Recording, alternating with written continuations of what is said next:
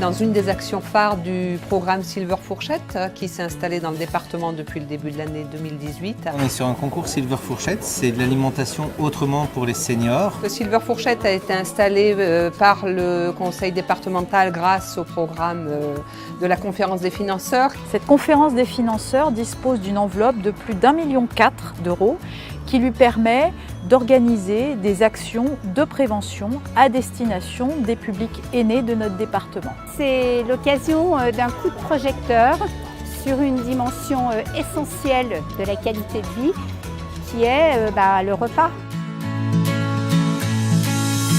L'alimentation est vraiment très importante et souvent elle peut être négligée, que ce soit à domicile ou en établissement. Donc c'est vraiment pour remotiver professionnels et personnes âgées elles-mêmes à mieux s'alimenter parce que c'est un des premiers facteurs d'une bonne santé.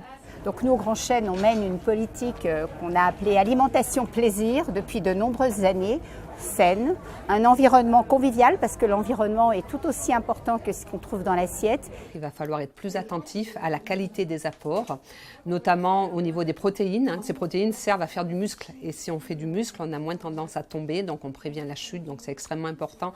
Et puis l'apport aussi en laitage et du coup en calcium pour la solidité de nos os.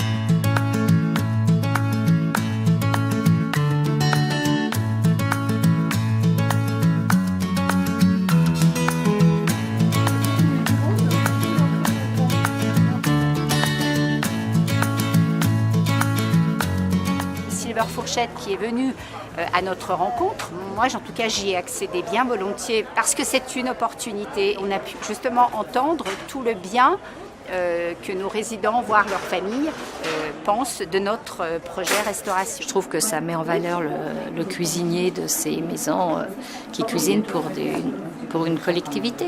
On essaye toujours d'améliorer la forme, la présentation pour que ça soit appétissant. Je trouve que c'est un moyen de communication et de rapport conviviaux, donc c'est vrai que pour moi ça compte énormément.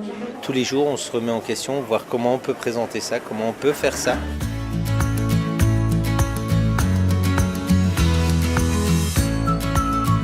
Il y a des très belles actions qui se font, il y a des gens très investis. Si j'avais un conseil à donner, c'est de travailler sur le plaisir, se faire plaisir. Les participants ont beaucoup apprécié, donc on a un retour pour le moment positif, donc on espère pouvoir la rééditer.